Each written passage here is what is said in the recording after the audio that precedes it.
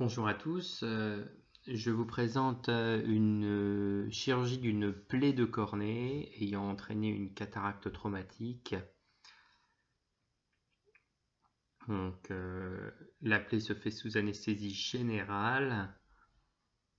On commence par une parasynthèse et j'ai décidé de mettre un petit peu de Midrane pour avoir une dilatation pupillaire et favoriser la désincarcération irienne.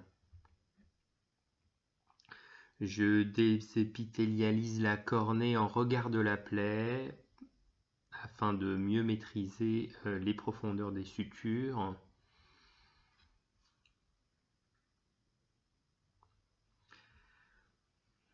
Je mets un petit peu de bétadine juste avant la suture et je commence par la suture au centre pour me donner un point de repère.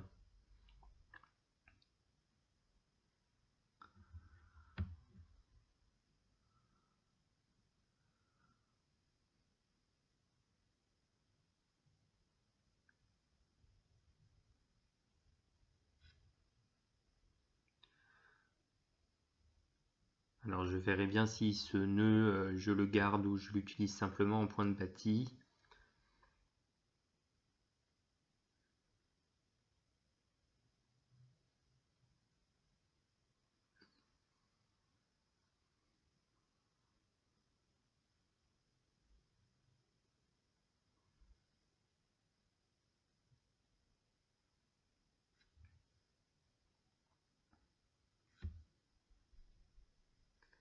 Et ensuite je suture de part et d'autre.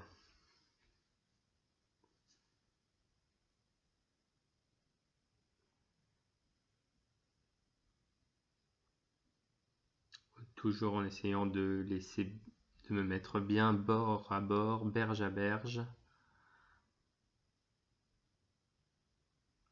même si à certains endroits la plaie est légèrement scalpée.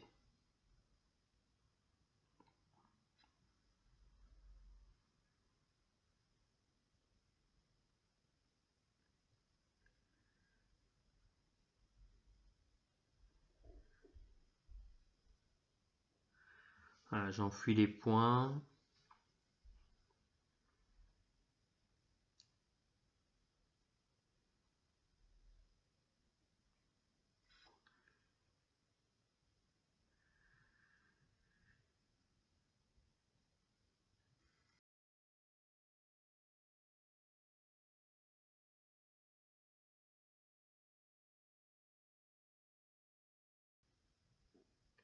Ah, celui-ci s'enfuit pas bien d'un côté, j'essaye de l'autre.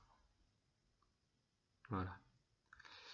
J'utilise l'OCT pour regarder à quel point l'iris est incarcérée. En fait, elle est faiblement incarcérée.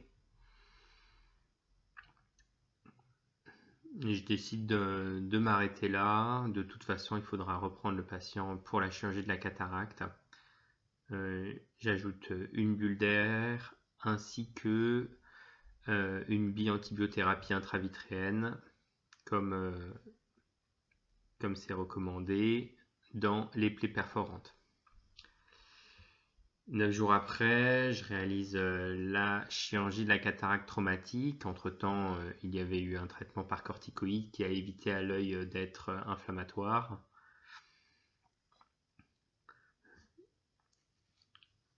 Donc je rajoute un petit peu de bleu afin de visualiser la capsule.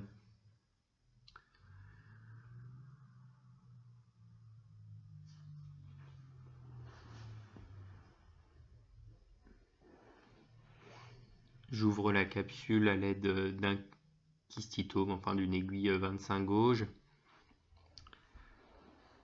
Et là, j'utilise l'endolumière comme lampe de poche. Ça fait un peu un effet lampe à fente.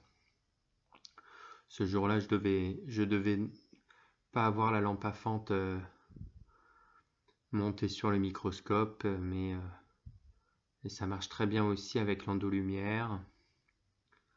Ça donne du contraste et ça m'a permis de faire un demi-rexis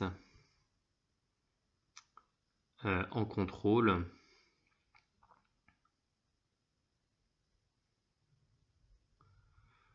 Que je vais finir avec des ciseaux à rétine. Voilà.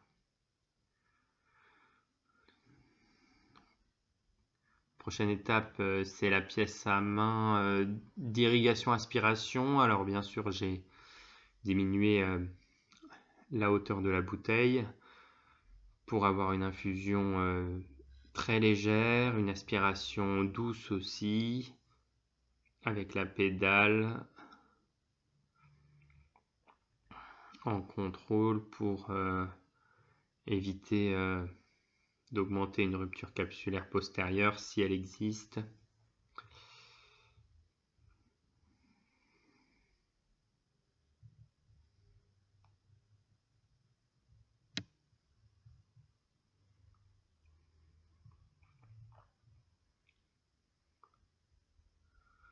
Voilà, finalement, la capsule postérieure a l'air bien intègre.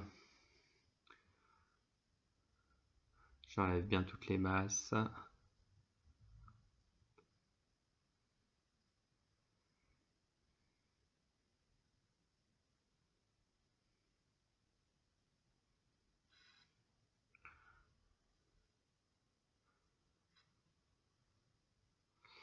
Je reforme légèrement le sulcus. Là, il y avait quelques adhérences entre l'iris et la capsule que je lève. Je mets du visqueux en gardant une pression. Éviter les mouvements de pression et d'hypotonie ou d'hypertonie dans ce genre de situation. J'ai choisi de mettre un implant monobloc de grand diamètre, tout de même. On aurait pu mettre un 3 pièces, mais là, le sac me paraissait en assez bonne santé pour choisir cette option d'un implant monobloc dans le sac.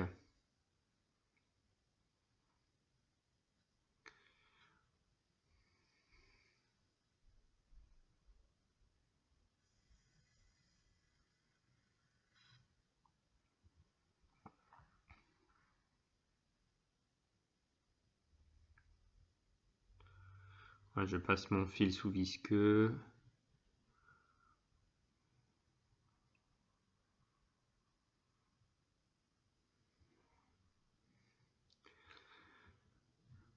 Je vérifie qu'il n'y a vraiment plus aucune adhérence entre l'iris et la cornée. J'enlève le visqueux. Je rajoute un petit peu d'air, toujours pour essayer d'éviter les hypotonies.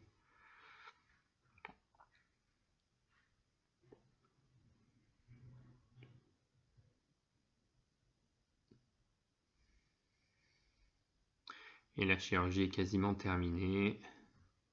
Il ne reste plus que quelques réglages. On n'oubliera pas de mettre l'antibiotique comme après toute chirurgie de cataracte.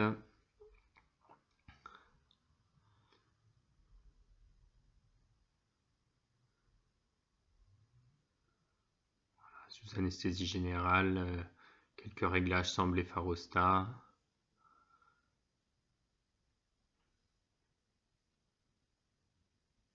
Je vous remercie pour votre attention.